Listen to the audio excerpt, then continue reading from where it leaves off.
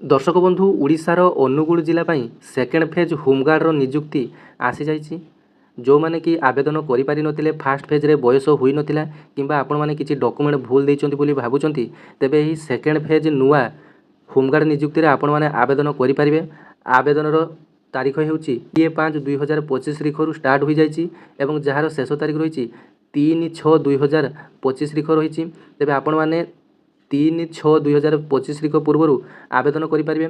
ओडिशार जो भाई और भौणी मैंने मात्र पंचम श्रेणी पास कर 20 वर्ष 60 वर्षर समस्त पुओ झील ए आवेदन करेंगे।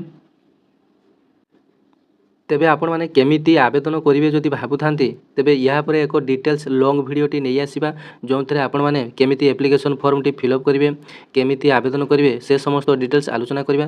तेबे आपण मैंने भिडियोटी गोटे लाइक करनियंतु एवं चैनल टी सब्सक्राइब कर नोटिफिकेशन बटन टी ऑन कर दियंतु कारण यही चैनल रे आपण मैंने विभिन्न जॉब रो अपडेट पाई परिबे।